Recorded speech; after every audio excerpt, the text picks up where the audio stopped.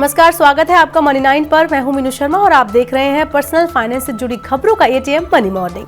चलिए फटाफट शुरू करते हैं। क्या है आज की बड़ी खबरें, क्या है खबरों का सिलसिला, देखते हैं इस बुलेटिन में। आरबीआई ने शुक्रवार को लगातार चौथी बार नीतिगत दर रेपो को 6.5% पर बरकरार रखा है। रेपो दर के 6.5% पर बरकरार रहने का मतलब है कि मकान, वाहन समेत विभिन्न कर्जों पर ईएमआई में कोई बदलाव नहीं होगा। ये लगातार चौथी द्विमासिक मौद्रिक नीति समीक्षा है जब रेपो दर को स्थिर रखा गया है। बता दें कि रेपो दर वह ब्याज दर है जिस पर वाणिज्य बैंक अपनी फौरी जरूरतों को पूरा करने के लिए केंद्रीय बैंक से कर्ज लेते हैं। आरबीआई मुद्रास्फीति को काबू में रखने के लिए इसका उपयोग करता है। भारतीय रिजर्व बैंक ने कहा है कि बिना दावे वाली राशि के बारे में जानकारी देने वाले उद्गम पोर्टल से 30 बैंक जुड़ गए हैं। इससे लोगों को बिना दावे वाली राशि का पता लगाने में मदद मिलेगी। आरबीआई ने 17 अगस्त को उद्गम पोर्टल शुरू किया था। इसका मकसद लोगों को एक ही स्थान पर कई बैंकों में बिना दावे वाली जमा राशि खोजने की सुविधा प्रदान करना है। शुरू में ये सुविधा 7 बैंकों में शुरू की गई थी। उसके बाद आरबीआई ने कहा है कि 15 अक्टूबर तक चरणबद्ध तरीके से इसमें और बैंकों को शामिल किया जाएगा। भारतीय रिजर्व बैंक यानी आरबीआई ने बिना गारंटी वाले कर्जों को देश की आर्थिक स्थिरता के लिए खतरा बताया है। रिजर्व बैंक ने कहा है कि बिना गारंटी वाले कर्ज में असाधारण बढ़ोतरी के चलते आरबीआई सतर्क है। केंद्रीय बैंक उन जोखिमों को चिन्हित कर रहा है जो वित्तीय स्थिरता के सामने आ सकते हैं।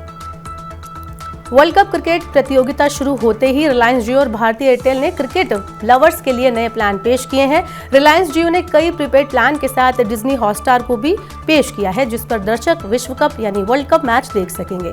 भारती एयरटेल ने 2 प्लान शुरू किए हैं जिसमें 99 रुपए में 2 दिन के लिए असीमित डाटा होगा। वहीं 49 रुपए में 1 दिन के लिए समय सीमा के साथ 6 GB का अतिरिक्त डाटा मिलेगा।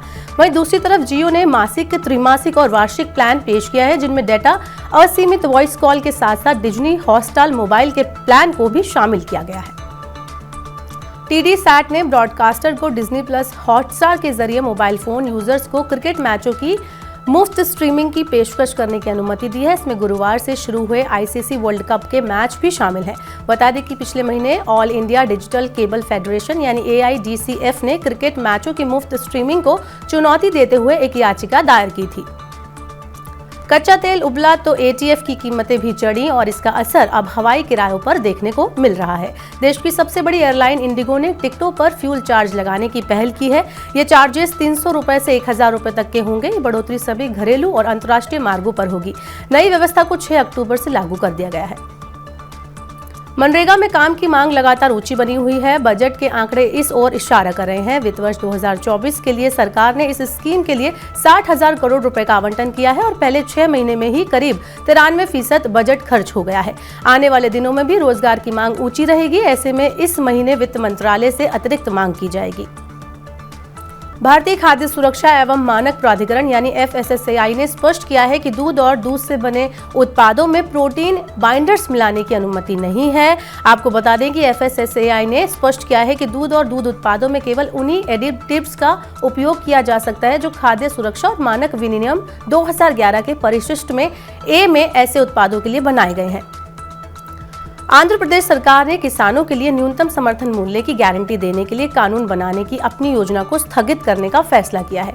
पिछले हफ्ते ही खबर आई थी कि आंध्र प्रदेश सरकार किसानों को MSP की गारंटी दे सकती है जिसके तहत MSP से नीचे फसल खरीदने पर भारी जुर्माने और सजा का प्रावधान था। लेकिन अब खबर आई है कि राज्य सरकार ने फिलहाल के लिए इस योजना को टाल दिया है। और अब आज की आखिरी खबर। भारतीय रिजर्व बैंक ने शुक्रवार को नीतिगत रेपो पर यथास्थिति बनाए रखने का फैसला किया जिसके बाद सेंसेक्स और निफ्टी में लगातार दूसरे दिन तेजी देखने को मिली। कारोबारियों का कहना है कि एशियाई और यूरोपीय बाजारों में मजबूत रुख से भी निवेशकों की धारणा को बल मिला है। BSE का 30 शेयरों वाला सूचकांक सेंसेक्स 364 अंक चढ़कर 65,995.63 पर बंद हुआ। वहीं निफ्टी 107.75 अंक बढ़कर 19,653.50 अंक पर बंद हुआ। तो फिलहाल मनी मॉर्निंग में बस इतना ही। अपने काम की जरूरी खबरें देखने और समझने के लिए सब्सक्राइब करें हमारे YouTube चैनल को। पर्सनल फाइनेंस से जुड़ी खबरों को आप पढ़ना चाहते हैं तो आप स्क्रीन पर देख सकते हैं। आपको क्या करना है, विजिट करना है www.money9.com पर। यहाँ पर आप 7 भाषाओं में पढ़ सकेंगे पर्सनल फाइनेंस से जुड़ी खबरों को।